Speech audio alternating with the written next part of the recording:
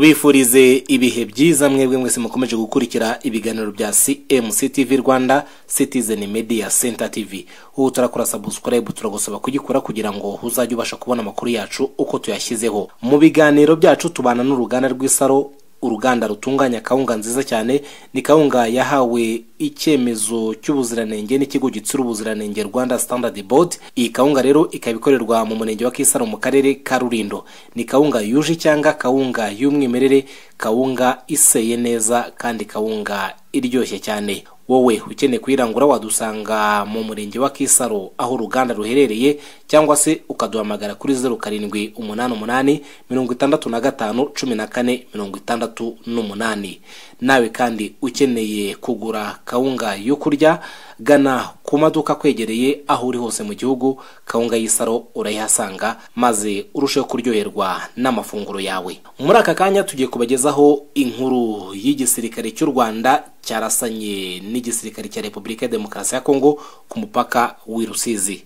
Igisirikare cy'u Rwanda RDF cyatangaje ko mu rukera rwo kuri wa gatatu abasirikare ba Kongo FARDC binjiye ku butaka butagira nyirabwo ku mupaka w'ibihugu byombi i Rusizi, barasa ku mupaka w'u Rwanda. Ingabo za RDF zirabasubiza bahita basubira iwabo. Itangazo ryashyizwe ahagaragara na RDF rivuga ko saa 10:30 z'urukerera aribwo abasirikare ba FARDC bagize section imwe bari hagati ya 12 na 14 binjiye ku butaka butagira nyirabwo butandukanye u Rwanda na RDC i Rusizi, barasa ku mupaka w'u Rwanda. Rikomeza rigira riti inzego zacu z'umutekano zahise zibasubiza, hanyuma FARDC isubira inyuma. Ingabo za Kongo zongeye kugaruka ahabereye ubwo bushyamirane ahagana saa 11:54 z'igitondo zisukura aho kurasana kwabereye. Itangazo rikomeza rigira riti nta muntu wakomeretse ku ruhande rw'u Rwanda ndetse ubu nta kibazo gihari. RDF yasabye itsinda rya gisirikare rishinzwe gukora ubugenzuzi ku bibazo byabereye ku mipaka gukora iperereza kuri ibikorwa by'ubushotoranyi. Si ubwa mbere ubushotoranyi nk'ububaye ku ruhande rw'ingabo za Kongo, kuko muri Kamena umwaka ushize umusirikare wayo yarashwe ubwo yinjiraga ku mupaka wa Petite Barriere mu karere ka Rubavu, arasa ku bapolisi bari ku burinzi no ku baturage bambuka umupaka. Mu Gushyingo nabwo hari umusirikare wa RDC warasiwe ku butaka bw'u Rwanda, nabwo yarenze imbibi. Icyo gihe umuvugizi w'ibikorwa bya gisirikare muri Kivu y'Amajyaruguru, Lieutenant Colonel Guillaume Njike Kayiko, yavuze ko kugira ngo uwo musirikare renga umupaka byatewe n'uburangare.